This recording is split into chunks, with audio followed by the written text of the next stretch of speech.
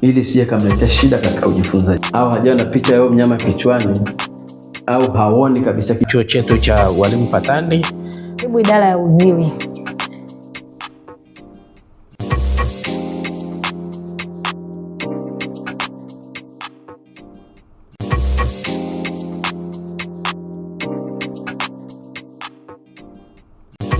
Karibuni kwenye idara yetu ya ulemavu wa akili na usonji, ambao sasa na futi kwenye 20, 30 au 40. Kwa hiyo kwa ukubwa wa madarasa yetu ya Kitanzania, programu hii inaweza kufanya kazi bila changamoto yoyote. Nilikuwa nimezima.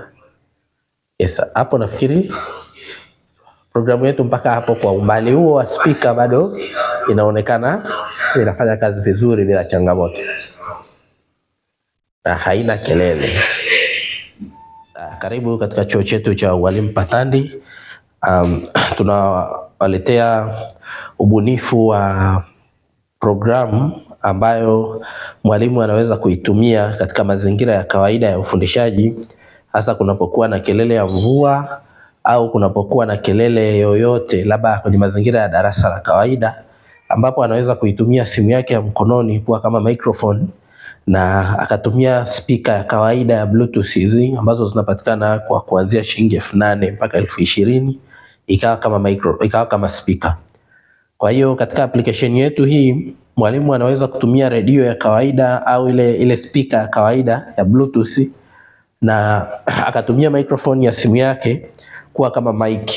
Kwa hiyo akaweza kufundisha darasani katika darasa ambalo kuna mazingira ya aidha ni wingi au sauti yake hayufiki kwa uzuri katika ufundishaji.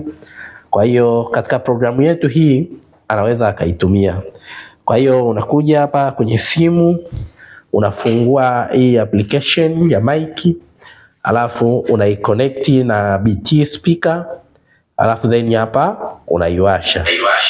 Na hapa kunaonekana kuna kama kelele kidogo kwa sababu ya speaker iko karibu zaidi na mic. Kwa hiyo unapochukua speaker hii ukaiweka mbali kidogo, ina maana hizi frequencies zitakuwa hazijirudii. Kwa hiyo mwalimu anaweza akafundisha na akaitumia speaker yake ya kawaida kwa ajili ya ufundishaji. Kwa hiyo itamsaidia mwalimu kufundisha vizuri kwa kusikika, hata anapokuwa na sauti ndogo ambayo haiwafikii wanafunzi wote kwa urahisi, au akiwa kuna changamoto ya mvua au katika mazingira ya kelele.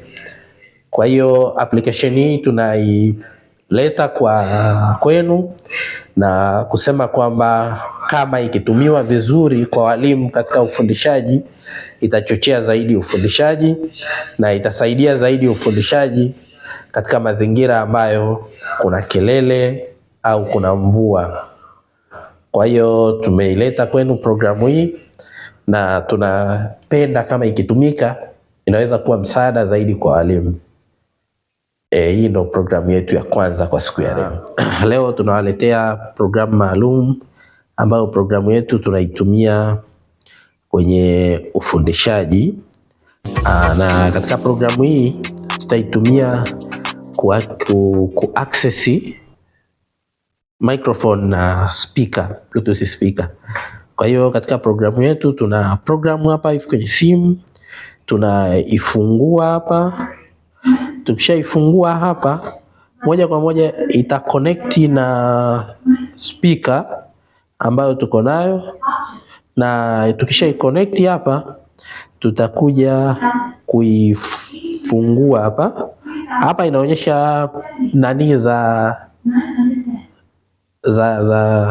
speaker kwenye speaker yetu.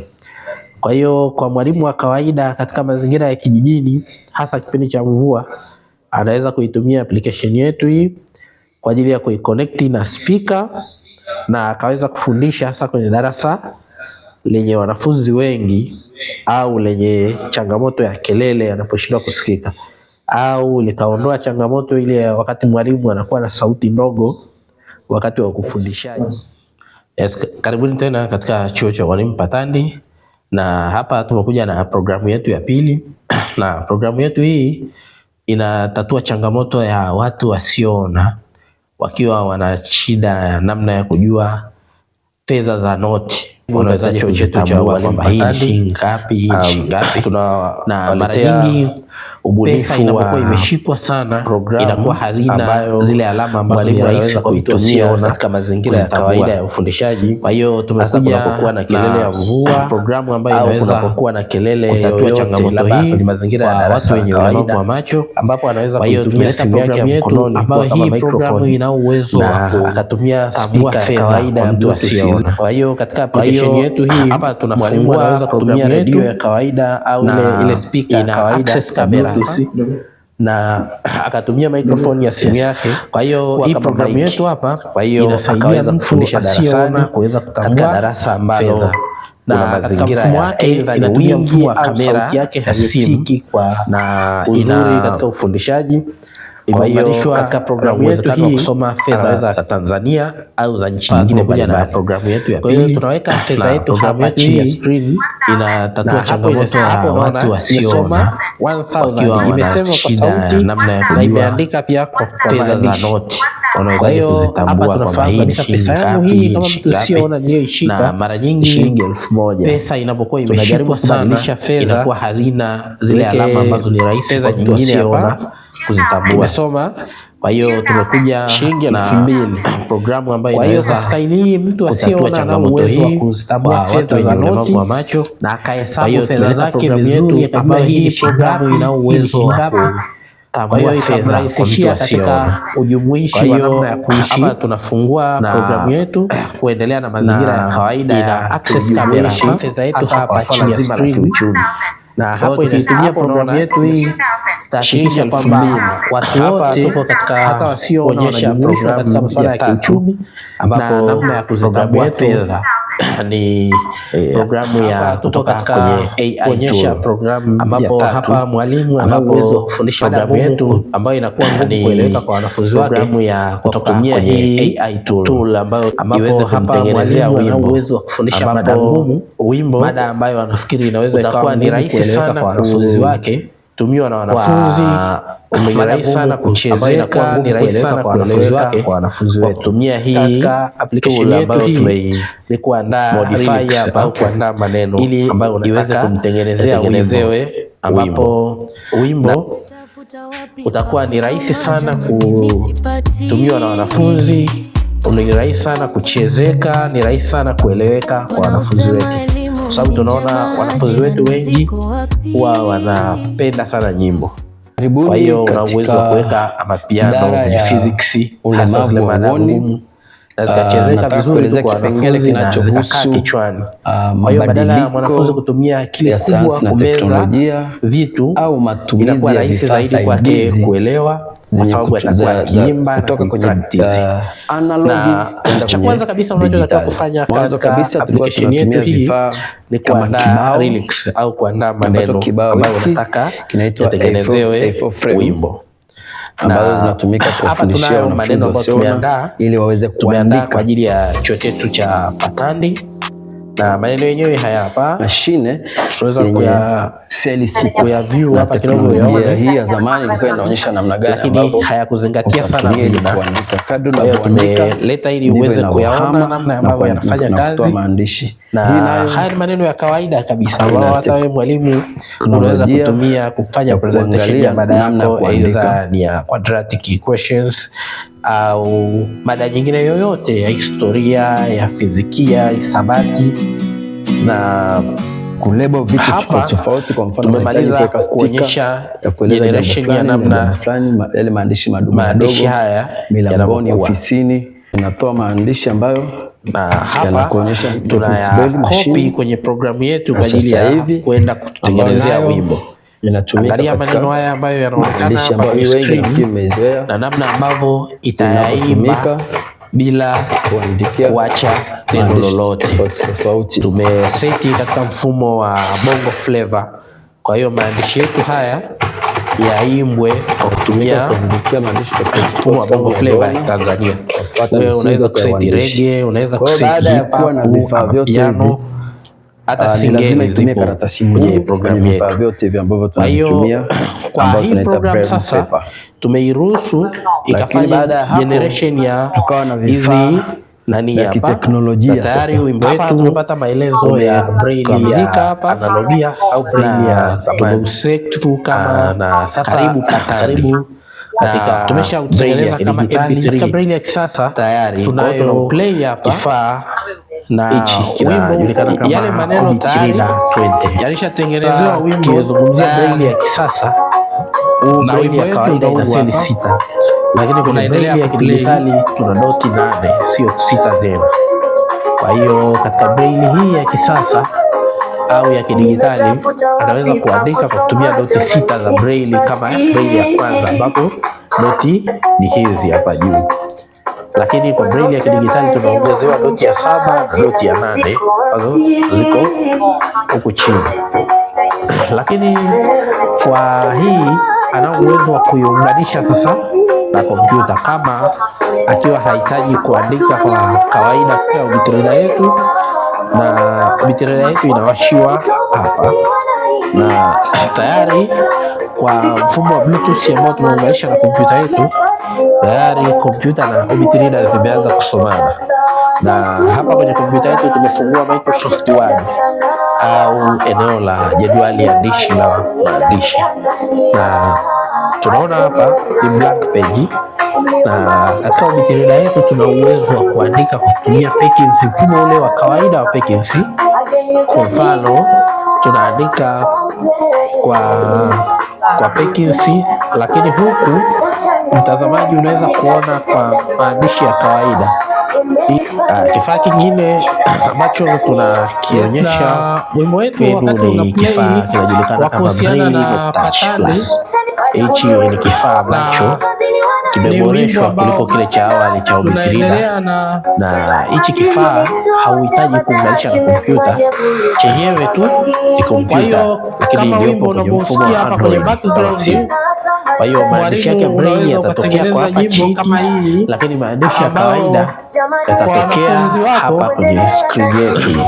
Itakuwa ni kitu kizuri na itasababisha zile mada ngumu zote zikawa zikiimbika katika mfumo wa kawaida hizi button zake. Na hii Obitreda 20 unaweza kuunganisha na internet kwa programu yetu hii. Tunaamini kabisa walimu wakipata fursa ya kuitumia au ikichukuliwa na taasisi ya elimu TAI wakaamua kutengeneza nyimbo ambazo kuchomeka flash ukasikiliza muziki, ni nyimbo moja inatumika kwa mada yote moja kwa Tanzania nzima, itakuwa rahisi zaidi kwa walimu kuendelea kuitumia na itasaidia sana hasa watu wanaosema kwamba fizikia wanafunzi wa kawaida wanaoona na wakaona yale maandishi ambayo kwa urahisi zaidi. So tunaangalia kizazi chetu cha ni kizazi ambacho idara ya uziwi inajihusisha na kinapendelea nyimbo, upimaji wa wanafunzi au michezo ambayo inaweza kumfanya mtu watu wenye changamoto ya usikivu. Kwa hiyo kuanzia kwa darasa la kwanza mpaka tulikuwa tunatumia vifaa ambavyo ni asili au kitaalamu application hii kwa walimu kutengeneza kiwango cha usikivu mada ngumu na tukahakikisha kwamba linafundishwa vizuri, lakini sasa bila changamoto. Karibuni sana chuo cha Mwalimu Patati, karibuni sana kwa ajili ya ubunifu na teknolojia mbalimbali ambazo zinahusiana na masuala ya ufundishaji na watu wenye mahitaji maalum. Karibuni sana. Haya, ukianza sasa unashusha hivi, si ndio? Tumebaini vifaa vyetu ambavyo tulikuwa tukitumia zamani kufanya ubainishaji. Sasa tuna mteja wetu hapa, tunakwenda kuanza kumhudumia kwa kumziba sikio moja na kupima sikio moja wapo ambalo litakuwa wazi, ili tupate changamoto aliyonayo mteja wetu.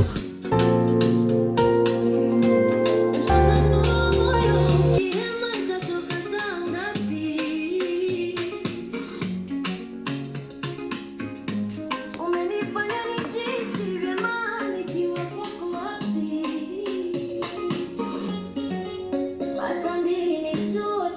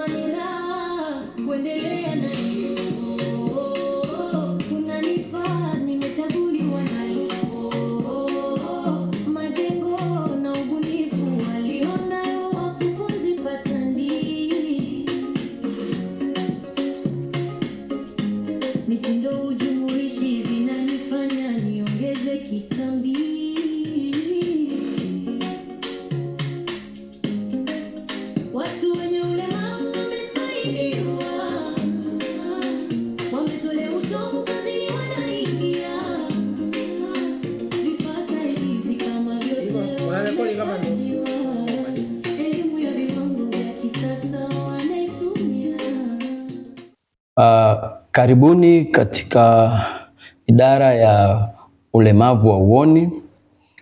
Nataka kuelezea kipengele kinachohusu mabadiliko ya sayansi na teknolojia au matumizi ya vifaa saidizi zenye kutoka kwenye analogi kwenda kwenye dijitali. Kwa wanafunzi wasioona, zamani tulikuwa tunatumia generation tofauti ya vifaa. Mwanzo kabisa tulikuwa tunatumia vifaa kama kibao, ambacho kibao hiki kinaitwa A4 frame, ambazo zinatumika kuwafundishia wanafunzi wasioona ili waweze kuandika. Unachukua karatasi yake, karatasi ngumu hii tunaita, alafu unatia kwenye kibao. Baadaye unatumia stenciler kwa ajili ya kuandikia. Kwa hiyo walikuwa wanatumia teknolojia ya kuandika kwa kufuata zile kanuni za nukta nundu ambazo tayari ameshajifunza. Anajua herufi zote, anajua zinavyokaa. Kwa hiyo anatumia kuandika hizo herufi kwa kutumia kifaa hiki na hii A4 frame. Lakini baadaye generation ikabadilika tena, tukatoka kwenye matumizi ya mashine yenye seli 6, ambako sasa unaweza kuweka karatasi yako. Na teknolojia hii ya zamani ilikuwa inaonyesha namna gani ambavyo utatumia ili kuandika. Kadri unavyoandika ndivyo inavyohama na kutoa maandishi. Na hii ilikuwa iko very manual, kwa sababu ulikuwa ukimaliza kuandika hivi unatoa hiki, unakinyofoa, unaweka kwenye mstari mwingine, ndio unakuwa unaruka mstari moja kwenda mstari mwingine, kwenda mstari mwingine, kwenda mstari mwingine, hatimaye unamaliza kuandika. Lakini baada hapo tena tukawa na vifaa vingine vya zamani. Tunahamia kwenye kifaa kingine ambacho tunasema yake tofauti, audiometer, ambapo sasa hapa tutamuingiza mteja wetu kwenye chumba maalum ya kuangalia namna kuandika. Atasikiliza mawimbi ya sauti ambayo yatakuwa yanatumwa kutoka kwenye kifaa chetu hiki cha audiometer. Na baada ya kuwa tumepata matokeo yake haya, tunakwenda kumpima tena, kwa sababu tumegundua mteja wetu ana changamoto zote za uandishi ya usikivu katika sikio lake la kati. Kwa vipimo hivi tunakwenda kutumia kifaa hiki kingine kinaitwa tympanometer, ambacho tutakwenda kupima kiwango cha usikivu cha mteja wetu cha sikio la kati kwa kutumia kifaa hiki, na matokeo yake yatakuwa kama hivi. Kifaa hiki ni cha kisasa zaidi, na kwa asilimia kubwa kwa sasa kinapatikana kwa ukanda huu, kinapatikana katika chuo cha elimu maalum Patande, ambapo kadri ukiweka space inaenda. Kwa kadri unavyoandika na yenyewe itakuwa inaenda. Lakini pia ukiandika hapa utaona ikitoa maandishi. Kwa mfano unaandika maneno tofauti hapa, karatasi hii inatoa maandishi ambayo yanakuonyesha ni jambo gani umeandika mpaka itakapofika mwishoni. Kwa nayo ni teknolojia ambayo ya zamani ilikuwa inatumika katika maandishi ya braille. Pamoja na hayo tuna hii Perkins Braille machine na sasa hivi ambayo nayo inatumika katika maandishi ambayo wengi nafikiri mmeizoea, inapotumika kuandikia maandishi tofauti.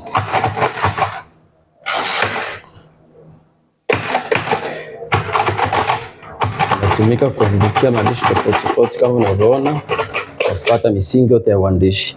Kwa hiyo baada ya kuwa na vifaa vyote hivi ni lazima itumie karatasi ngumu kwenye vifaa vyote hivi ambavyo tunavitumia, ambao tunaita brown paper. Lakini baada ya hapo tukawa na vifaa vya kiteknolojia sasa, ambavyo navyo vimerahisisha kupunguza muda, nguvu na vimehusishwa na matumizi ya teknolojia kwa ajili ya kumsaidia mtu asiyeona. Kwa hiyo vifaa hivyo ndo sasa tutaenda kuielezea kiundani namna gani tunatumia vifaa vya teknolojia na pia namna gani tunatumia teknolojia kwa ajili ya kumrahisishia mwanafunzi asiyeona au mtu asiyeona ku access information kwenye mtandao, kwenye kompyuta na kila mahali, kuifanya dunia iwe karibu kupitia teknolojia. Kwa hiyo karibuni kwa hatua ya pili ya vifaa vya teknolojia.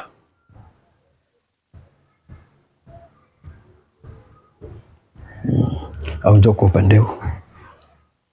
Unakuja nao kwa upande huu. Kwa hapo una rekodi sauti.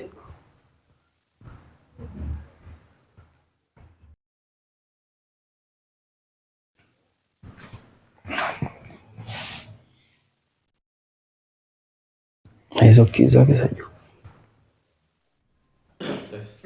Karibuni tena. Ngoja. Washa mic. Hivi lazima kuna kuwasha. Hapo umejuaje hii washa? Na sina detect.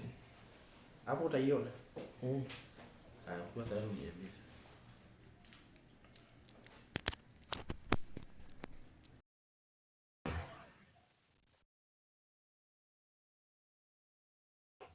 Obitrida yetu, na obitrida yetu inawashiwa hapa, na tayari kwa mfumo wa Bluetooth ambao tumeunganisha na kompyuta yetu, tayari kompyuta na obitrida vimeanza kusomana. Na hapa kwenye kompyuta yetu tumefungua Microsoft Word au eneo la jedwali ya dishi la maandishi, na tunaona hapa ni blank page. Na katika obitrida yetu tuna uwezo wa kuandika kwa kutumia Perkins, mfumo ule wa kawaida wa Perkins. Kwa mfano tunaandika kwa Perkins, lakini huku mtazamaji unaweza kuona kwa maandishi ya kawaida nini ambacho tunaandika hapa. Kwa hiyo kwa mfumo huu ni mfumo wa kidigitali ambao unaweza kuunganisha kati ya mwalimu ambaye anaona, anayefundisha, na mwanafunzi asiyeona anapokuwa darasani, na anapokuwa akiandika au kuprojekti notes kutoka kwenye kompyuta yake. Hapa mwanafunzi asiyeona anaweza kumfuatilia moja kwa moja na kupata notes ambazo mwalimu anakuwa amezi display. Na anapoandika mwanafunzi asiyeona au mwalimu asiyeona kwa wanafunzi wa kawaida, ana uwezo wa kuandika kwa kutumia braille ya kawaida na ikaonekana katika maandishi ya kawaida. Kwa hiyo ni namna ya interaction kati ya mwalimu na mwanafunzi asiyeona na mwalimu wa kawaida. Kwa hiyo pia hii ni namna ambavyo hii obitrida inavyoweza kufanya kazi. Lakini tukiachana na swala la maandishi, inaweza ku detect document. Ina uwezo wa kudetect document, na document zetu ambazo zitaonekana hapa, labda mwalimu atakuwa labda tuwe kwa mfano kitabu chochote. Ngoja tuone. Kwa mfano hapa tuna Microsoft Excel document ambayo mwalimu anaweza akawa ameifungua moja kwa moja. Hizi Microsoft Excel form ambayo ni labda kujaza matokeo au kufanya chochote, mtu asiyeona na uwezo wa kuaccess moja kwa moja, na haihitaji kompyuta yake imsomee kwa sauti.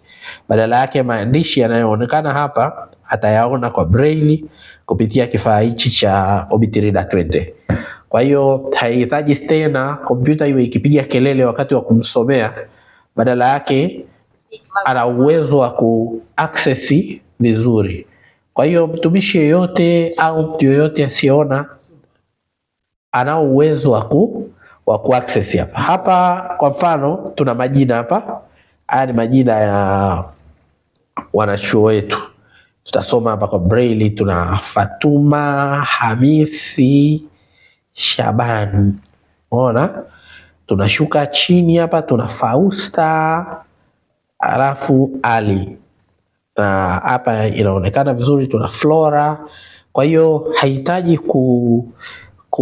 kuona kwenye screen, wala hahitaji ile mfumo wa zamani ambao ulikuwa ni wa NVDA iweze kumsomea. Badala yake maandishi ya braille yatakuwa yakipatikana kwenye screen yake ya braille ya Obit Reader moja kwa moja bila kuhitaji kusoma kwa mfumo ambao umezoeleka wa voice wa mtu asiyeona. Kwa hiyo haya ni mapinduzi makubwa sana katika mfumo wa kidigitali kwa ajili ya kumsaidia mtu asiyeona. Na kwa bahati nzuri hii tukiitumia kama Perkins huwa haipigi kelele. Kwa hiyo tunaondokana na ile mtu asiyeona anapokuwa anaandika nasikia kuna kelele nyingi zinakuwepo. Kwa hiyo kwa kutumia vifaa hivi sasa vya kidigitali ana uwezo wa kuhudhuria kwenye vikao au kwenye semina yoyote na kutowasumbua wengine wa kawaida kwa kelele. Kwa hicho ndio kifaa chetu cha Obit Reader 20.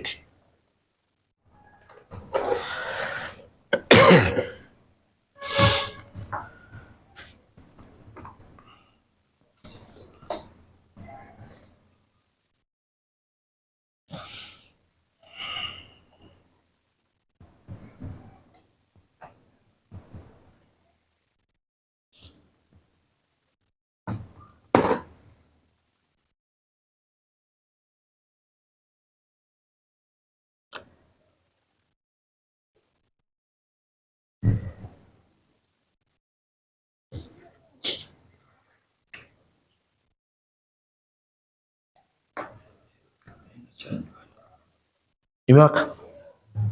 Hiyo inawaka.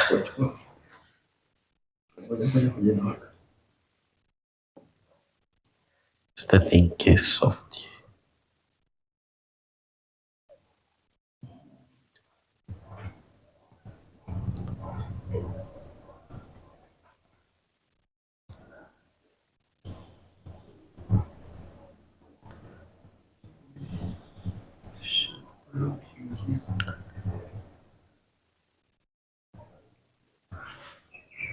Sasa hiyo inaenda.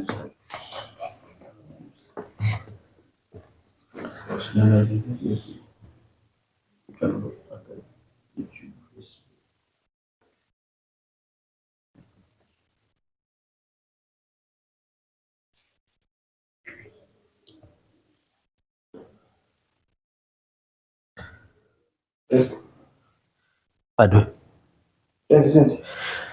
Kifaa kingine ambacho tunakionyesha kwenu ni kifaa kinajulikana kama Braille Not Touch Plus. Hichi ni kifaa ambacho kimeboreshwa kuliko kile cha awali cha Obit Reader, na hichi kifaa hauhitaji kuunganisha na kompyuta, chenyewe tu ni kompyuta lakini iliyopo kwenye mfumo wa Android kama simu. Kwa hiyo maandishi yake ya Braille yatatokea kwa hapa chini, lakini maandishi ya kawaida yatatokea hapa kwenye screen yetu hii. Kwa hiyo una uwezo wa kuitumia kama smartphone kwa kutachi au una uwezo wa kuitumia kawaida kwa kutumia hizi button zake. Na hii Obit Reader 20 unaweza kuiunganisha na internet ukapakua labda kama ni vitabu. Hii inaitwa Braille Not Touch. Unaweza kuiunganisha na internet ukapakua vitabu. Una uwezo wa kuchomeka flash ukasikiliza muziki, au ukachukua material ukahamishia kwenye storage yake ya ndani, au ukachomeka HDMI hapa ukaproject. Kwa mfano mwalimu asiyeona anaweza kufundishia hichi kifaa na kuproject ubaoni, wanafunzi wa kawaida wanaoona wakaona yale maandishi ambayo ameandaa kwa mfumo wa Braille.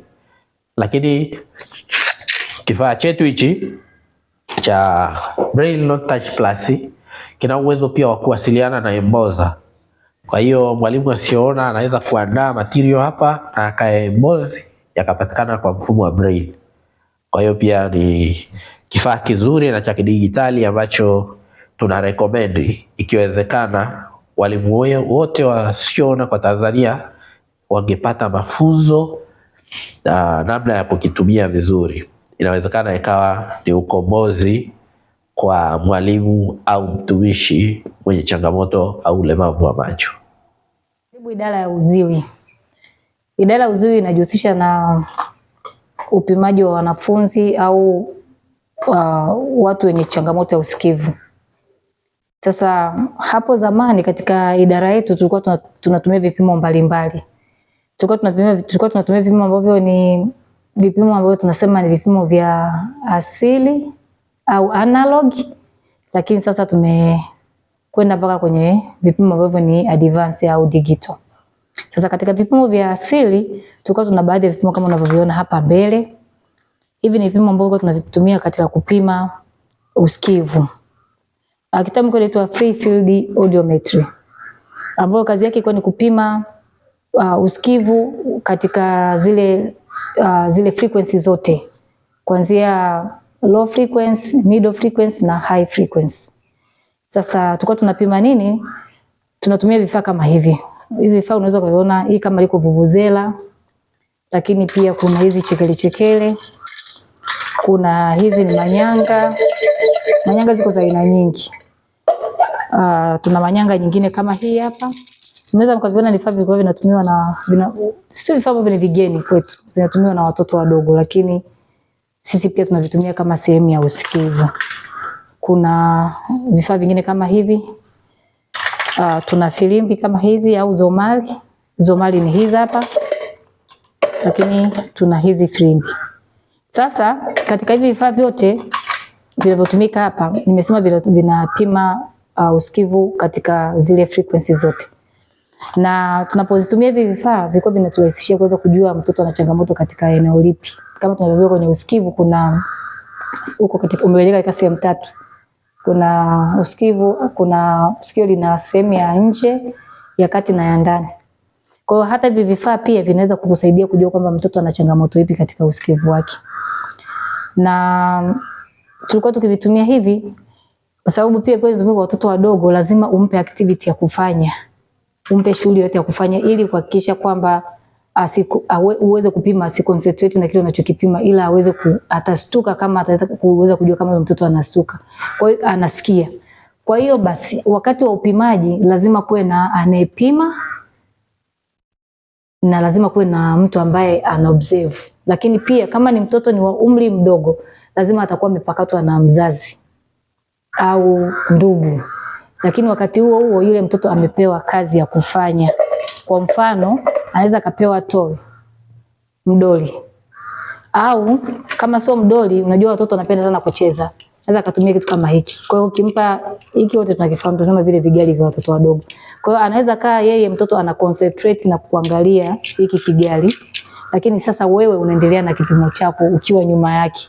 Unapima kwa kutumia, sasa unaweza kutumia filimbi, na mara nyingi kama mtoto anasikia lazima atageuza shingo kuangalia hii sauti imetoka. Maana yake atastop kufanya ile shughuli aliyokuwa anaifanya au kitu alichokuwa nacho, alafu atageuka kuangalia chanzo cha sauti kinatoka wapi. Sasa basi akikosa hizo, asipoweza kuweza kurespondi katika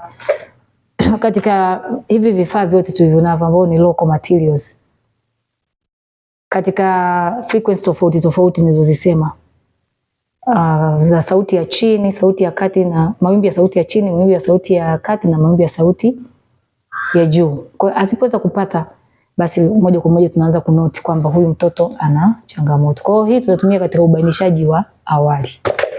Tumevifahamu vifaa vyetu. Hatua inayofuata tunakwenda kumziba mteja wetu sikio. Baini vifaa vyetu ambavyo tulikuwa tukitumia zamani kufanya ubainishaji. Sasa tuna mteja wetu hapa, tunakwenda kuanza kumhudumia kwa kumziba sikio moja na kupima sikio moja wapo ambalo litakuwa wazi ili tupate changamoto alionayo mteja wetu. Tunakwenda kuanza kumhudumia mteja wetu aliyekaa.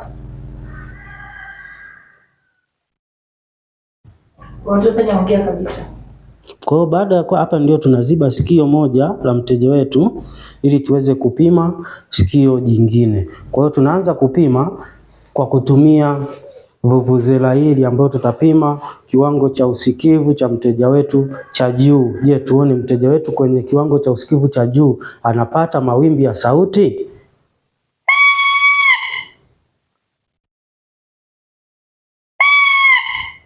Mteja wetu ameweza kupata mawimbi ya sauti ya kiwango cha juu. Sasa tunakwenda kupima kiwango cha sauti mawimbi ya kati.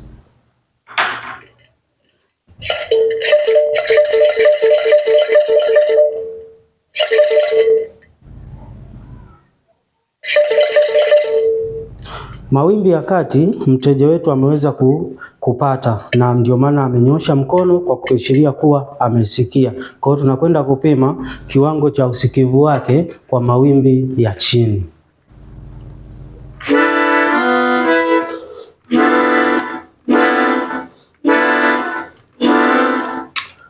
Mteja wetu kiwango cha sauti ya mawimbi ya chini hajaweza kusikia, ndio maana hajanyosha mkono. Hivyo tunaenda kutesti tena kiwango cha chini kabisa cha mawimbi ya sauti.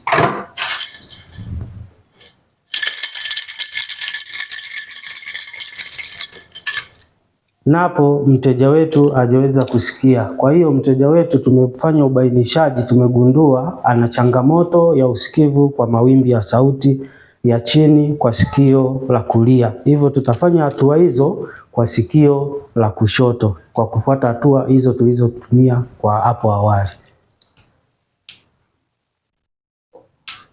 Tulikuwa tunatumia vifaa vya asili au analogi katika ubainishaji. Sasa tunakwenda kwenye zoezi hilo la ubainishaji kwa kutumia kifaa hiki ambao tunakifahamu wote hii ni tablet, lakini katika tablet tumeweka program. Hii program ni kwa ajili pia ya ubainishaji wa awali, kuweza kujua kama mwanafunzi au mtu yoyote ana changamoto ya usikivu. Kwa hiyo hii program iko direct ndani ya hii tablet ambayo sasa tunakwenda kuitumia. Ukiangalia hapa imeandikwa I hear you. Sasa katika I hear you chini kuna neno new user. Kwa hiyo mimi nitakliki new user. Katika kubonyeza new user hapa inaonyesha kuna kwanza utaweka jina lako hapa, utaweka siku ulozaliwa ambayo itakuwa katika mfumo huo. Ukitoka utakwenda kuweka mwezi na mwaka.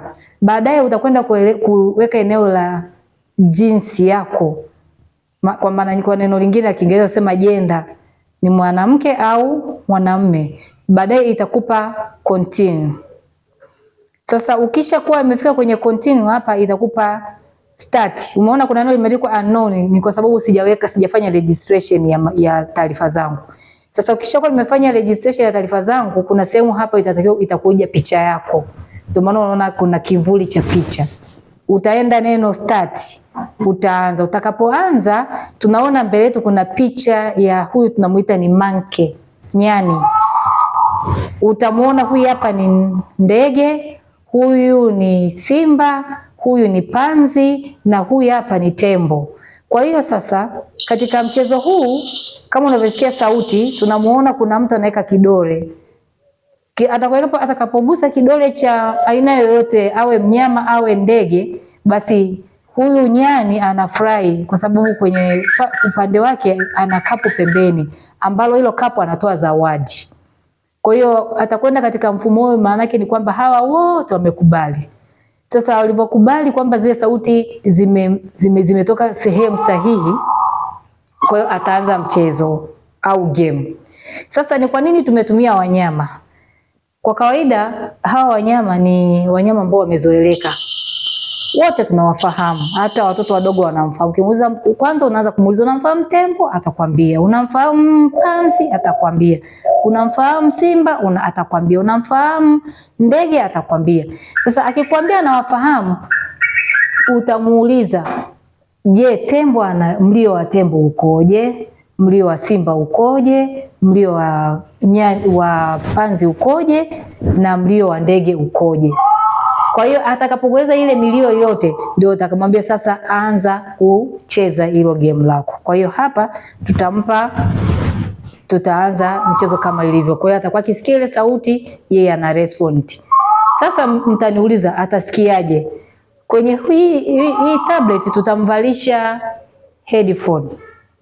Kwa hiyo atakuwa anaipata sauti ya mnyama direct kwenye masikio yake kwa kuvaa headphone. Kwa hiyo atakuwa na yeye atakuwa anagusa hivyo hivyo kama unavyomuona huyu akigusa mkono wake, na atagusa hivyo hivyo kwa kufuatisha kwa kila mlio.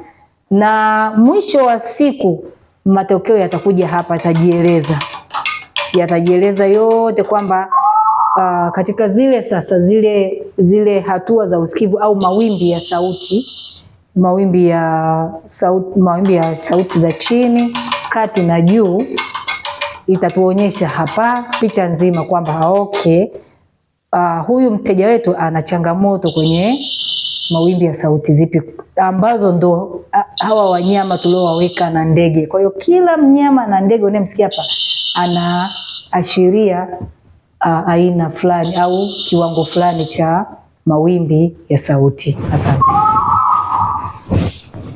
Atakuja kumulika. Acha nianze.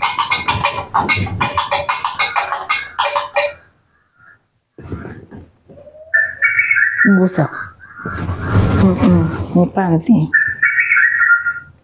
Gusa. Unaona. Gusa, imekataa. Amekataa. Ni ndege. Ndege amefurahi.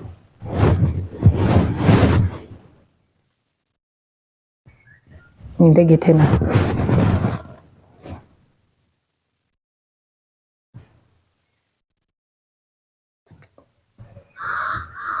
Yeye amepunguza sauti. Hapa nakupa juu, kati, chini. Ndege tena. Hiyo ni 250.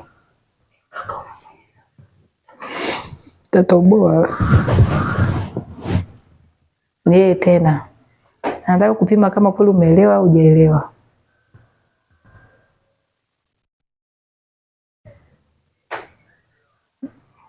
Kaka amewahi kabla.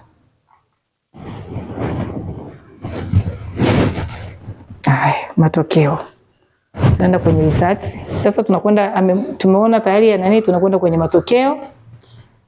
Tunaangalia matokeo yanatuonyesha sasa, haya ni matokeo yanatuonyesha kwamba anahitaji follow up kwenye mawimbi ya sauti mawimbi ya frequency za 500 follow up, 1000 follow up, pass 2000, 4000 follow up, 500 follow up, 1000 follow up, pass 2000, left tena follow up. Kwa hiyo sasa tukishapata haya matokeo sasa tutaweza kufanya mambo mawili. Jambo la kwanza, yamkini hakuelewa maelekezo. Jambo la pili, inawezekana kuna changamoto kwenye hayo mawimbi ya sauti mawimbi ya frequency za 500 na 1000. Kwa hiyo sasa baada ya kupata haya matokeo ndipo sasa tunakwenda sasa kufanya ule upimaji kwa kutumia kifaa kinachoitwa audiometer. Asante. Tulianza ubainishaji kwa mteja wetu kwa kutumia vifaa vya analog, na tukagundua mteja wetu akiwa na changamoto ya kupata mawimbi ya sauti ya chini na chini zaidi. Lakini sasa tukahama tena tukaenda kutumia game, ambayo game hiyo ni program maalum iliyowekwa kwenye tablet, ambayo mteja wetu alipewa kucheza game ile. Bado game ile iliendelea kutupa matokeo tuliyoyapata kutoka kwenye vifaa vya kizamani vile vya asili ambavyo tulitumia. Mteja wetu aliendelea kuonekana na changamoto kwenye mawimbi ya usikivu ya chini na kati. Hivyo tunahamia kwenye kifaa kingine ambacho tunasema ni audiometer, ambao sasa hapa tutamuingiza mteja wetu kwenye chumba maalum ambao mteja wetu atasikiliza mawimbi ya sauti ambayo yatakuwa yanatumwa kutoka kwenye kifaa chetu hiki cha audiometer. na baada ya kuwa tumepata matokeo yake hayo, tunakwenda kumpima tena, kwa sababu tumegundua mteja wetu ana changamoto ya usikivu katika sikio lake la kati. Kwa vipimo hivi tunakwenda kutumia kifaa hiki kingine kinaitwa tympanometer, ambacho tutakwenda kupima kiwango cha usikivu cha mteja wetu cha sikio la kati kwa kutumia kifaa hiki, na matokeo yake yatakuwa kama hivi. Kifaa hiki ni cha kisasa zaidi, na kwa asilimia kubwa kwa sasa kinapatikana kwa ukanda huu, kinapatikana katika chuo cha elimu maalum Patandi. Tulianza ubainishaji kwa mteja wetu kwa kutumia vifaa vya analog, na tukagundua mteja wetu akiwa na changamoto ya kupata mawimbi ya sauti ya chini na chini zaidi. Lakini sasa tunakwenda tukahama tena, tukaenda kutumia game, ambayo game hiyo ni program maalum iliyowekwa kwenye tablet, ambayo mteja wetu alipewa kucheza game ile. Bado game ile iliendelea kutupa matokeo tuliyoyapata kutoka kwenye vifaa vya kizamani vile vya asili ambavyo tulitumia. Mteja wetu aliendelea kuonekana ana changamoto kwenye mawimbi ya usikivu ya chini na kati. Hivyo tunahamia kwenye kifaa kingine ambacho tunasema ni audiometer, ambao sasa hapa tutamuingiza mteja wetu kwenye chumba maalum, ambao mteja wetu atasikiliza mawimbi ya sauti ambayo yatakuwa yanatumwa kutoka kwenye kifaa chetu hiki cha audiometer.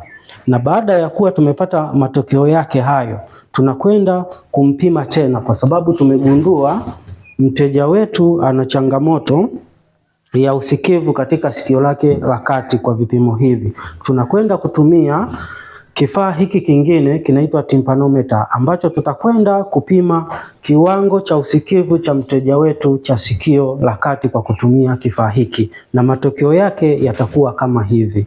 Kifaa hiki ni cha kisasa zaidi, na kwa asilimia kubwa kwa sasa kinapatikana kwa ukanda huu, kinapatikana katika chuo cha elimu maalum Patandi. Karibu katika idara ya ulemavu wa uoni ama vision impairment. Katika idara hii inahudumia mambo mbalimbali kuhusu watu wenye ulemavu wa uoni. Tunapozungumzia ulemavu wa uoni, imezoeleka kwa kawaida kwamba tunazungumzia mambo mawili makuu: uoni hafifu, low vision, ama blindness, upofu. Sasa kwenye idara hii pia tumegundua kwamba kuna vitu ambavyo haviko kwenye ulemavu wa uoni, lakini inaleta changamoto ya uoni. Inaitwa vision disturbances au vision challenges. Hiyo vision challenges au vision disturbances haipo kwenye ulemavu wa uoni, kwa maana ya kwamba sio low vision wala sio total blindness.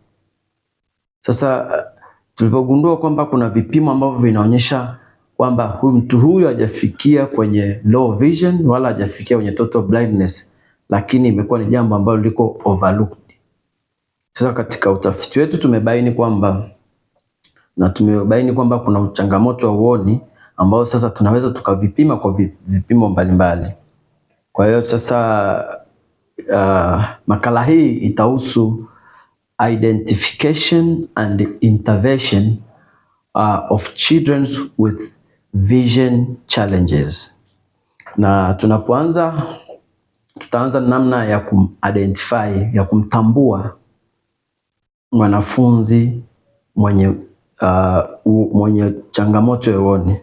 Tuna vifaa mbalimbali ambavyo vinaweza vikatumika kumtambua mwanafunzi mwenye changamoto ya uoni, na baada ya kumbaini mwanafunzi mwenye changamoto ya uoni, pia tuna afua stahiki, intervention measures, ambazo zinaweza zikatumika kumsaidia mwanafunzi huyo ambaye hana changamoto, mwenye changamoto ya uoni. Ikumbuke kwamba ulemavu mara nyingi hautibiki. Kwa mfano low vision, uoni hafifu, huwezi ukautibu, bali utampa mtu vifaa saidizi ili aweze kusoma, kuandika na kutembea. Lakini na vile vile mwenye Asiyeona kabisa pia hautibiki, atatumia vifaa saidizi ili aweze kutembea na kusoma na kuandika. Lakini mwenye changamoto ya uoni anaweza akafanyiwa vision intervention au stimulation za eye muscles ili kustrengthen eye muscles, kwa sababu zingine zinaweza ikawa zinasababishwa na maisha na mazingira tunayoishi. Kwa mfano sasa, ambapo mara nyingi hata kwenye hospitali zetu na wataalamu wa macho pia huwa wanapima uoni wa mbali tu, wanasema distance learning, distance vision assessment, ambapo wamesahau kupima uoni wa karibu. Uoni wa karibu ndio unaweza kugundua mtu huyu anaweza kuwa na changamoto ya uoni katika kusoma au kuandika. Na sisi kama walimu lazima tuzingatie pia upimaji wa uoni wa karibu ambao ni tunatumia 40 cm. Na tunatumia kifaa hiki kupima uoni wa macho au vision quality kwa karibu. Kifaa hiki kinaitwa layer chart au layer symbols.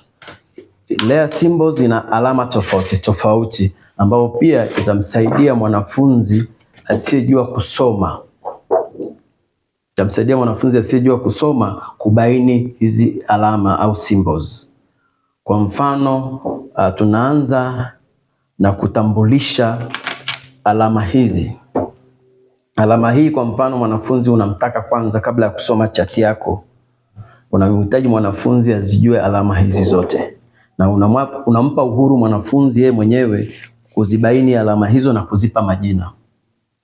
Kwa mfano, na mwanafunzi wangu kama huyu au mteja wangu nikimuuliza alama hii inamaanisha nini? Sauti? Nyumba. Usimlazimishe kusema kitu kingine, atakachosema yeye ndio hicho hicho. Alama hii inamaanisha nini? Love. Inamaanisha love. Mwingine atakwambia moyo, mwingine atakwambia I love you, mwingine atakwambia apple, lakini yeye alivyohitaja jina lake tunamaanisha. Unafunga taratibu, unahakikisha muumizi wala jicho la kulia ambalo unalipima haliathiriki kwa kubanwa na mpira, na hii adjust. Alafu huku ukimwonyesha alama hizi ambazo nitakutajia, alama hii utaanza kusoma kwa upande huu wa kulia. Utasoma kulia kuanzia kushoto kuelekea kulia. Ndio. Sawa? Kwanza nitapima ile sentimita 40. Hii ni kipimo, uzi huu tayari una kipimo cha sentimita 40. Nitaweka chati yangu katika distance ambayo iko sawa na yeye. Baada ya kupata sentimita 40, pasipo kumbugudhi, utahakikisha imekaa hapo. Utamshikia chati vizuri. Ukiona inayumba, tu unaweza ukaibana hapa, ukaanza kumwambia asome alama hii kwa kumwekea kuanzia kusoma hapa. Soma hapa. Endelea mstari wa kwanza. 0. Boksi. 0. Nyumba. Kopa. Kopa. 0. Ndio. Nyumba. Ndio. Kopa. Ndio. Boksi. Ndio. Nyumba. Ndio. Boksi. Ndio. Kopa. Ndio. Mstari unaofuata. Nyumba. Ndio. Boksi. Ndio. Nyumba. Ndio. 0. Ndio. Kopa. Ndio. Kopa. Ndio. Nyumba. Ndio. 0. Kwa hivyo tutaendelea mpaka atakapokuja kusoma mistari yote hivi au atakapoishia. Atakapoishia hapa utaona kuna rekodi inayoonyesha mwanafunzi wetu ameishia wapi. Kwa mfano amesoma mpaka hapa. Ukirudi hapa kutizama, utakuja kuona amesoma kwenye wastani wa 1.0. Tunachukua alama ya desimali. Ziko alama nyingi na sisi tumechagua desimali kama inavyoonyeshwa hapa kwenye ile ya symbol. Hapa unakuja kugundua amesha labda 1.0, anaweza akaongeza mpaka hapa kaenda mstari unaofuata, au mwingine mwenye uoni mzuri akamaliza mpaka 2.0. Lakini kuna viwango ambavyo ni za mwisho wa wastani. Wastani ni 1.0. Huku kadri anavyoendelea maana yake ana uoni mzuri, kwa sababu alama zinaonekana zikiwa ndogo, lakini kwa distance ile refu sentimita 40 ameweza kusoma. Kadri inavyozidi kupanda huko juu inaonyesha pia uoni unapungua. Kwa vivyo hivyo mwanafunzi huyu unaweza ukampima jicho la kushoto na kulia, ukahamisha ukaziba la kulia tena kama namna hii, ukaamua kumpima jicho la kushoto. Baada ya muda ukimaliza kupima jicho la kushoto unarekodi matokeo yake utakayoona, na mwishoni kabisa unampima macho yote mawili na unarekodi matokeo yake, na anaposoma macho yote mawili atasoma hizi alama za katikati. Kwa anapopima jicho la kulia wakati umefunika la kushoto atasoma alama ya kulia. Utapopima jicho la kushoto wakati umefunika la kulia atasoma alama ya kushoto. Unapopima macho yote mawili atasoma alama ya katikati. Baada ya hapo, hicho ni kipimo cha uoni wa kinagaubaga, inaitwa visual acute atenia, uoni wa kinagaubaga wa karibu. Lakini pia uoni wa kinagaubaga au visual acute at distance. At distance tunatumia sentimita 3, tunatumia mita 3 au mita 6. Tunaweza tukapima mita yetu kwa kutumia vifaa vya kawaida tu kama tape measure kama hii, kupima umbali. Kwa hiyo unaweza ukapima umbali alipokaa yeye, ukaweka chati umbali fulani, au ukageuza ukapima, ukamwekea chati huku na yeye akageuka, ukainatisha chati kwenye usawa ambao tayari tunashumu labda hapa ni mita 3 au mita 6. Utaingiza chati sehemu nzuri, ataanza kusoma kwa kutumia kanuni zile zile alizosoma kwenye upimaji wa uoni wa karibu, kwamba unaziba jicho la kushoto, atasoma alama zilizoko kwenye jicho la kulia mpaka atakapoishia tutarekodi. Baadaye utaziba jicho la kulia, atasoma alama zilizoko kwenye jicho zilizoko kushoto, kwa maana tunapima jicho la kushoto. Baadaye utafungua, atasoma katikati ili kupima macho yote mawili. Kanuni ni ile ile iliyotumika kupima uoni wa karibu, lakini hapa tunaweza tukapima wa mita 3 au mita 6. Tukisema hiyo labda ni tuangalie uwezo wake wa kusoma ubaoni, na mara nyingi hospitali wanatumia mita hizo kuangalia ule uwezo wa kuona, lakini sisi tunataka kuona uwezo huo wa kuona, je, ni kwa ajili ya kutembea tu au ni kwa ajili ya kusoma. Kwa hiyo sisi tunazingatia zaidi vipimo mbalimbali ambavyo vitatusaidia kuona uwezo wa mwanafunzi kusoma na kuandika anapokuwa karibu na sio kutembea tu. Basi baada ya hapo tena tuna vipimo ambavyo vya kutusaidia kujua uwezo wa kuona rangi pia kwa kutumia 4 dots. 4 dots natumia tochi hii kuona, je, mwanafunzi wangu ana changamoto ya rangi, ili sije kamletea shida katika ujifunzaji wake na maisha ya kila siku. Kwa hiyo 4 dots ni kwa ajili ya kupima kala. Anavaa jekundu jicho la kushoto, alafu mimi nitamulika tochi hii. Baada ya kuvaa nitamulika tochi hii, atanitajia vitu anavyoviona. Kama ana changamoto ya uoni, nikimulika tochi hii hapa atashindwa kuona image mojawapo kati ya hizo. Kwenye mwenye changamoto ya rangi hapa naona mtu na nini? Cho kingine sioni. Cho kingine sioni. Uoni au kuna rangi gani unaiona? Kijani. Kijani na nini? Nyekundu. Na nyekundu. Ndio. Nyekundu inaonyesha kitu gani? Mtu. Kijani? Kijani sioni nini? Kijani sioni kitu gani?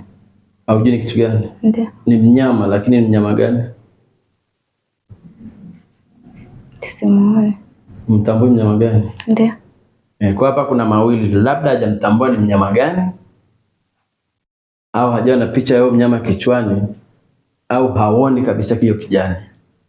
Kwa hiyo hebu toa miwani. Huyu ni mnyama gani?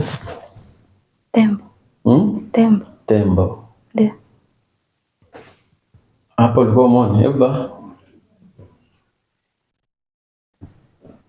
hapo utambui. Hapo namtambua.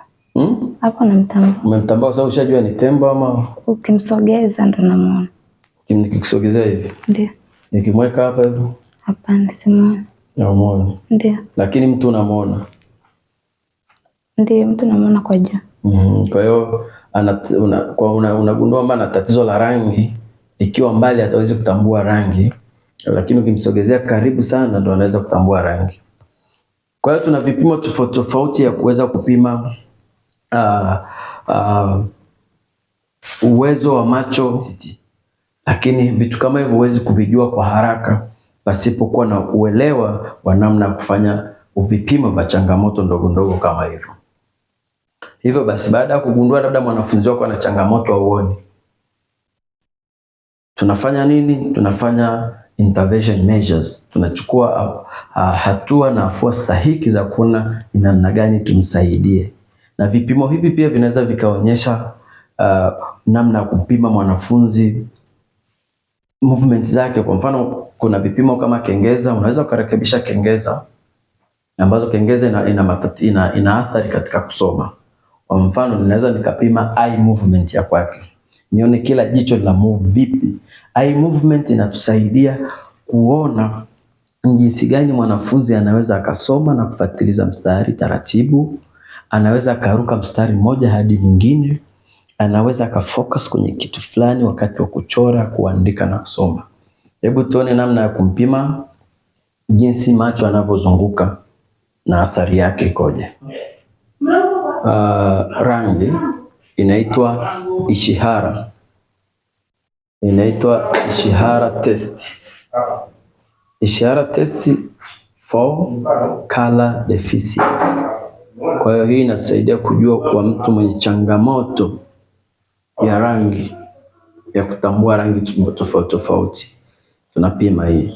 Changamoto ya rangi inaathiri pia katika tendo zima la ujifunzaji na kwa mwanafunzi.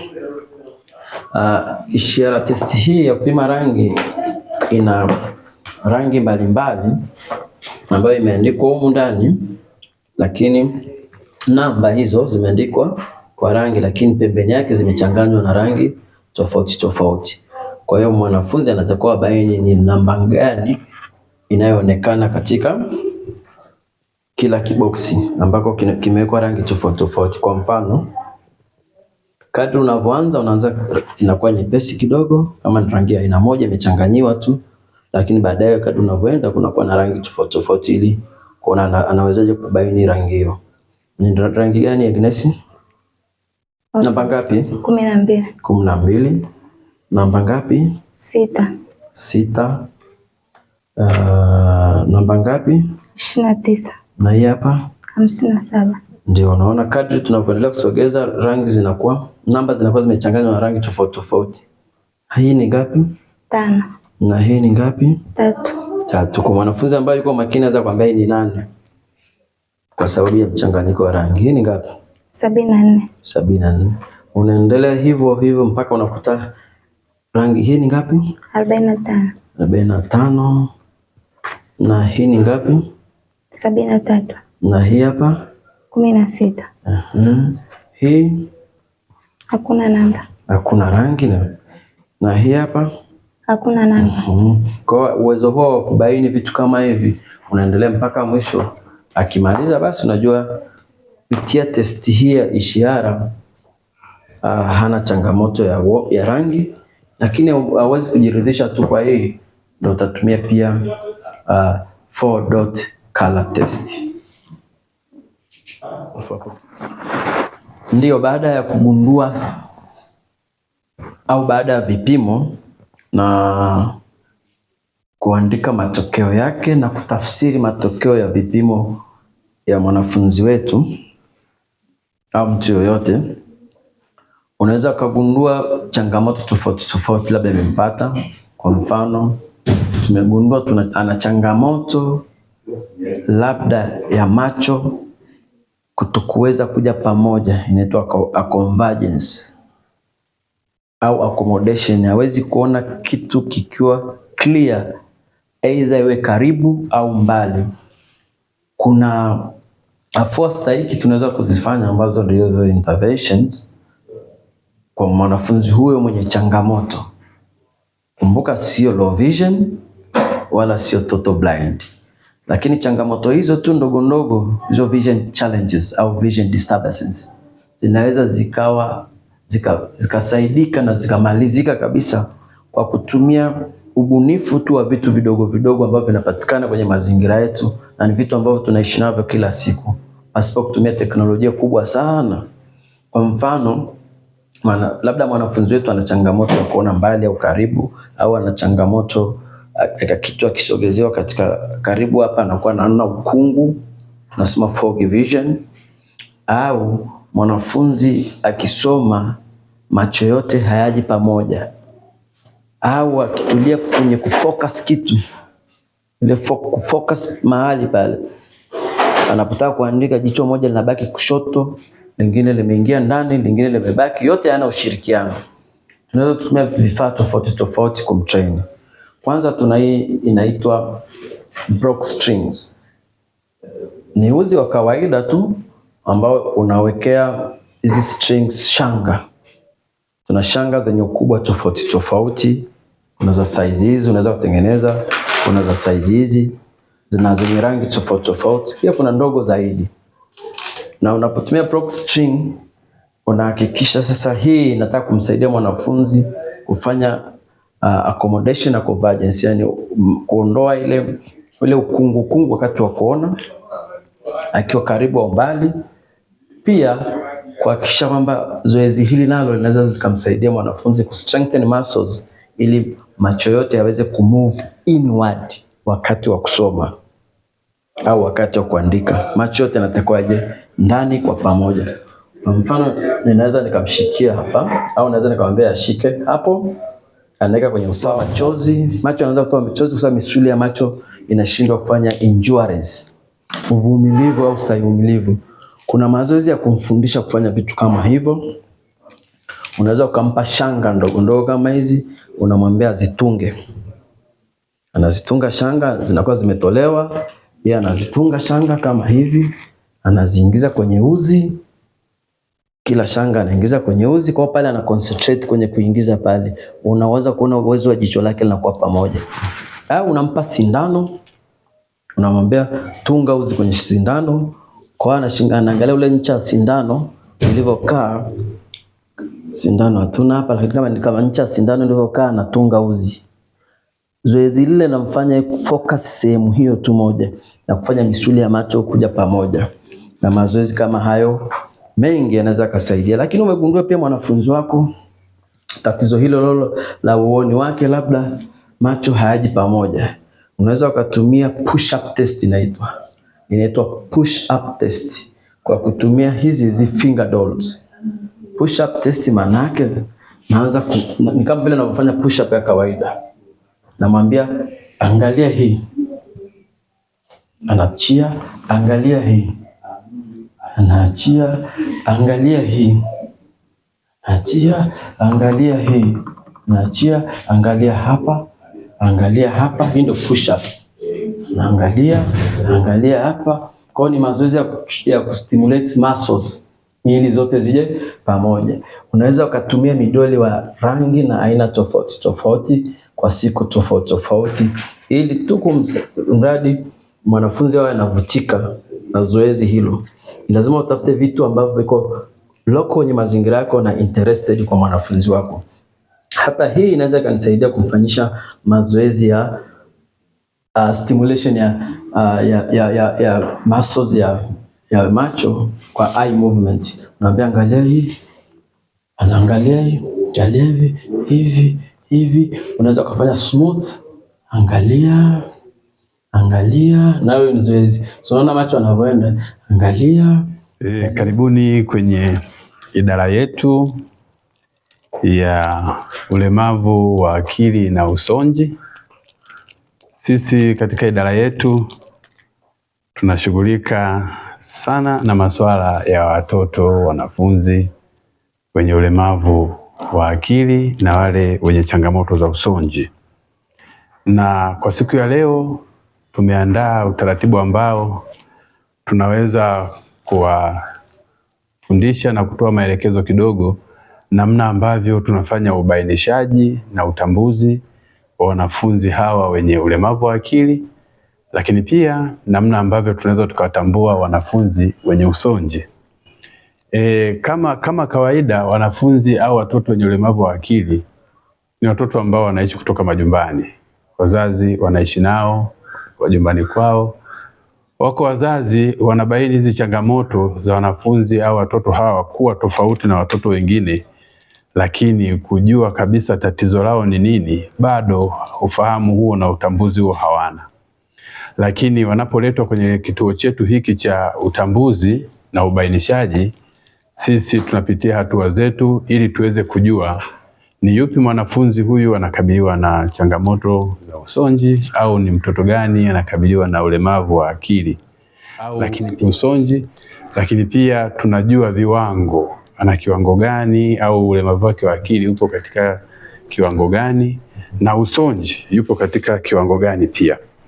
Na hii kwa kubaini viwango hivyo inatusaidia sisi kama wataalamu na walimu kujua sasa huyu mwanafunzi au mtoto mwenye kiwango hicho anahitaji huduma gani zile za afua stahiki, ili aweze kukabiliana aidha na kiwango chake cha usonji au kujifunza na vitu vingine. Na mara nyingi wanafunzi na watoto hawa tunawapa huduma mbalimbali. Wako wale ambao wanaingia moja kwa moja kwenye madarasa ya ujifunzaji, na tunajua sasa kwa kiwango chake cha usonji aingie kwenye hatua ipi ya ujifunzaji, aidha ya kwanza, ya pili au ya tatu, na ulemavu wa akili nao hivyo hivyo. Lakini pia kuna wale ambao tunawabaini kabisa, tunapendekeza kwa kiwango chake pengine angeanza kujifunza masuala ya kiufundi au masuala ya shughuli mbalimbali ambazo zitamsaidia yeye kukabiliana na kumudu maisha na stadi zile za maisha za kila siku, kama vile majumbani upo kufanya shughuli mbalimbali za usafi, kufanya shughuli za bustani, lakini pia masuala ya kiufundi. Sasa hizi zote ni hatua ambazo tunazifanya kwanza katika hatua ya awali ya ubainishaji. Na ubainishaji ndio unaotupa mwongozo halisi ya kujua sasa huyu mwanafunzi au huyu mtoto ni huduma gani anatakiwa kupewa, aidha shuleni ama nyumbani ama katika kituo kingine chochote ambacho anaweza akahudumiwa kwa namna ambavyo yeye mahitaji yake yanastahili.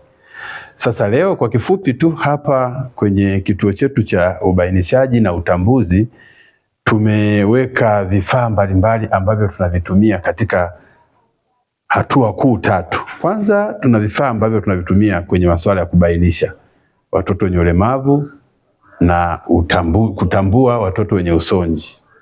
Lakini pia tuna vifaa baada ya kuwatambua hawa watoto, kwa sababu leo tunataka tushughulike sana na mifumo ya neva za fahamu. Ni kwa namna gani neva za fahamu au za ubongo zikiwa hazifanyi kazi ipasavyo tunaweza tukazitambua, lakini pia tunaweza tukazisisimua zikafanya kazi ipasavyo. Na tunajua katika mifumo ya neva wako watoto ambao wengine neva zao ni kama vile zina kiwango cha juu cha utendaji kazi, ni kama vile hyper, ambavyo tukitumia hivi vifaa tunaweza tukazishusha zile neva zake zikawa ziko normal katika utendaji wake kazi. Lakini tuna watoto wengine tukiwabainisha tutakuta mifumo yao ya neva utendaji kazi wao uko chini sana, kitaalamu tunasema ni hypo. Sasa pia tuna vifaa hapa ambavyo tunaweza tukasisimua neva zao ili ziweze kufanya kazi. Kwa hiyo tuna vifaa ambavyo tunaweza tukasisimua, lakini pia tuna vifaa ambavyo tunaweza tukacontrol, kumanage zile ambazo hyper zikaja zikawa ziko normal, waweze kufanya kazi na waweze kuwa kama watoto wengine.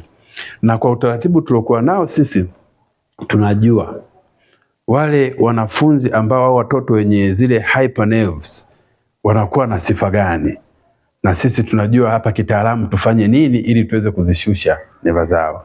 Na wale wanaokuwa na hypo nerves wanakuwa na sifa gani, tuweze kuzisisimua ili tuweze wote waweze kuwa na eneo ambalo tunaweza tukakaa nao wakamudu na manufaa yao ya kufanya yote, ili sasa waweze kujifunza kwa usahihi, lakini pia waweze kushiriki shughuli mbalimbali za kila siku za majumbani au katika makuzi yao na watoto wenzao na makundi au na maeneo mengine ambayo wanatakiwa pia kushiriki. Vifaa vyetu ambavyo tuko navyo hapa leo katika idara yetu, na hiki ndio kituo chetu tunachotumia kwa ajili ya ubainishaji. Tuna vifaa ambavyo tunatumia kwa ajili ya kuwabaini wanafunzi hawa wenye ulemavu wa akili, lakini pia vifaa hivi tunatumia kuwabaini wanafunzi wenye usonji. Vifaa vyetu tuko navyo hapa, tuna kadi mbalimbali za namba ambazo tunazitumia na maumbo mbalimbali.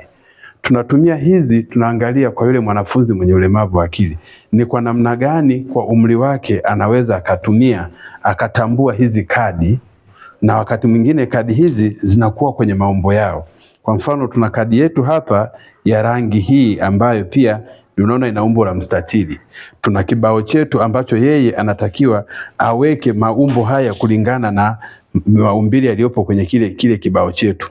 Sasa anapofanikiwa kuweka kwenye yale maumbo na kukosea kwake, kunatupa sisi utambuzi na ufahamu kujua ni kwa kiwango gani yeye ana uwezo wa kutambua, kukumbuka na kutafsiri au kulinganisha kati ya herufi au umbo alilolishika na umbo lingine lililopo kwenye kibao ambacho yeye anastahili kuweka.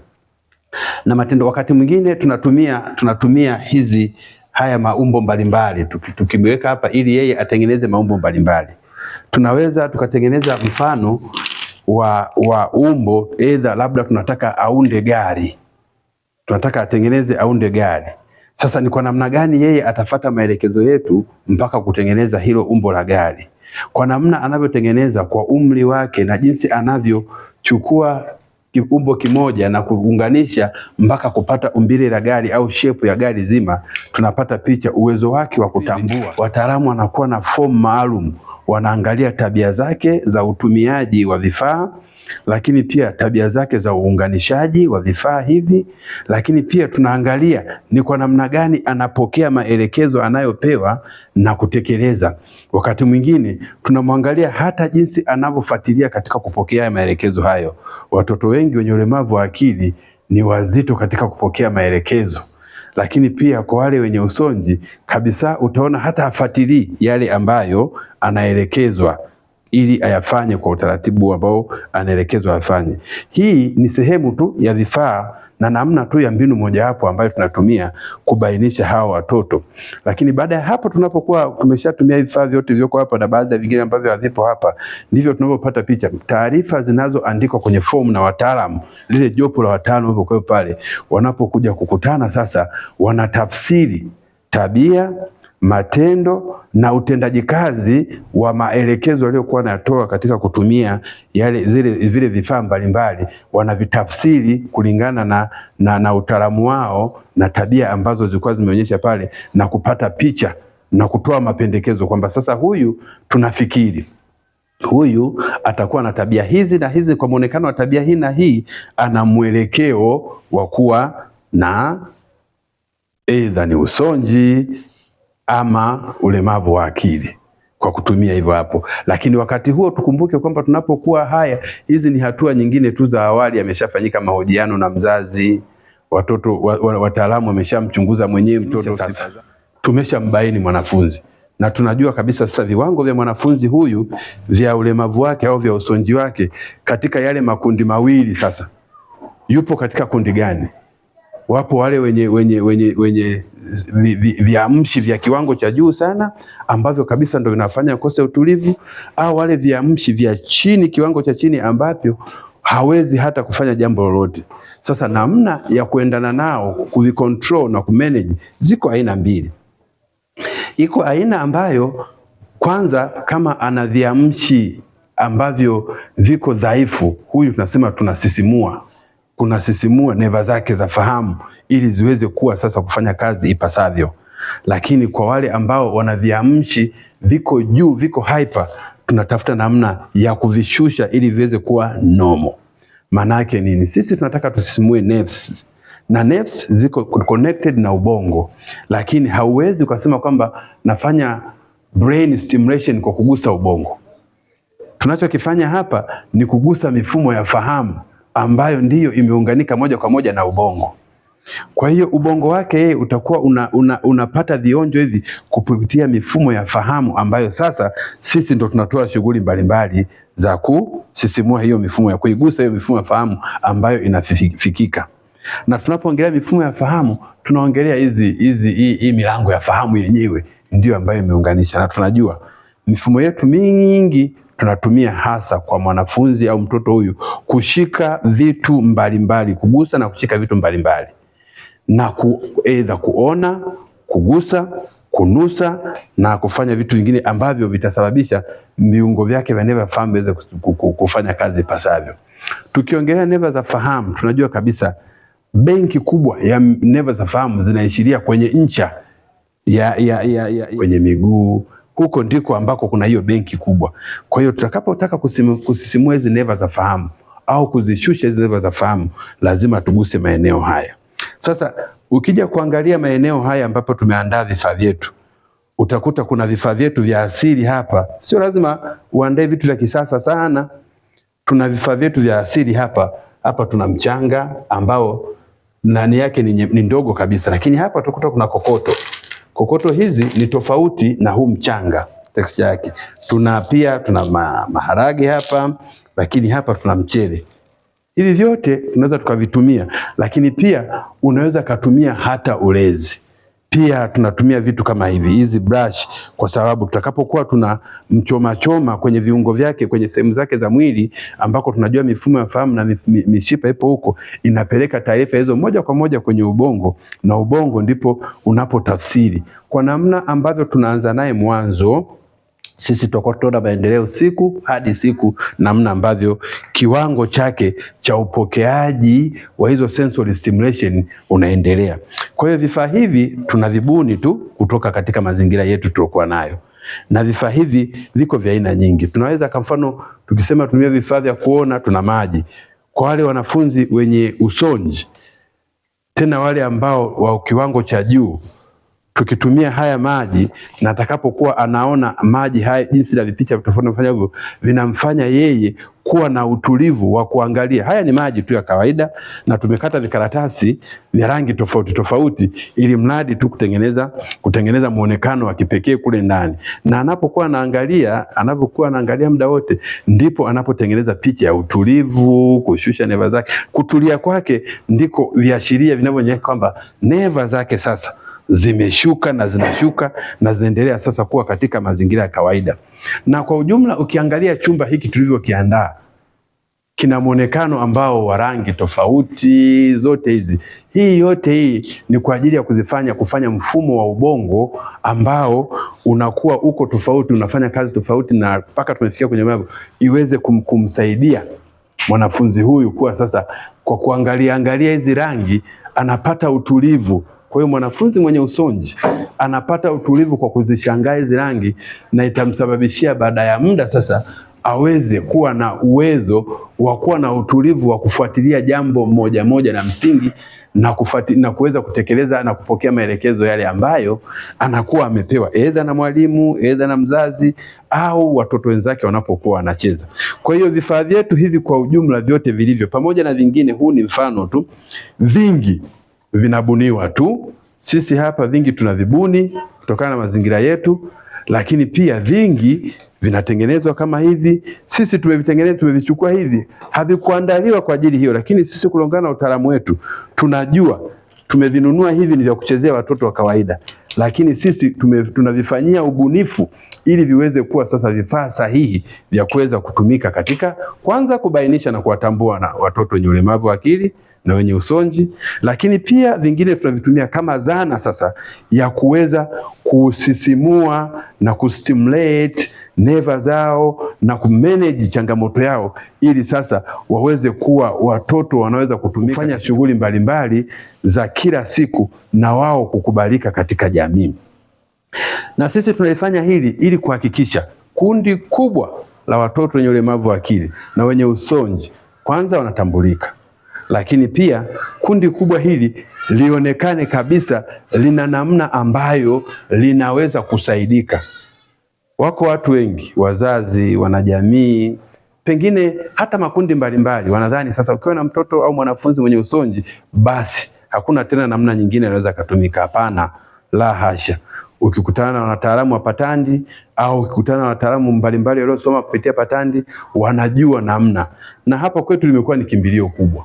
Wazazi, walezi, wanajamii, hata serikali inatumia kituo chetu kama ni kituo cha mfano, na tumekuwa tukitambua watoto wengi sana wenye ulemavu wa akili na wenye usonji, lakini pia tumekuwa tukitoa msaada mkubwa wa kufanya hizi sensory stimulation na masuala ya rehabilitation kwenye mifumo yote ya hizo neurons na masuala yote ambayo tunagundua kwamba aidha ubongo au mifumo ya neva ina changamoto.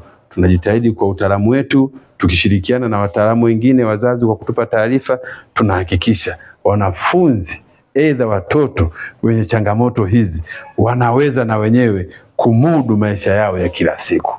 Hii ndio imekuwa shughuli yetu. Pamoja na kufundisha madarasani, tumekuwa pia tukifanya hizi kazi katika mazingira yanayotuzunguka na mazingira mengine, na tumekuwa watumikaji wazuri tu kitaifa katika kufanya swala hili. Asante sana na kushukuru. Karibu tena wakati mwingine.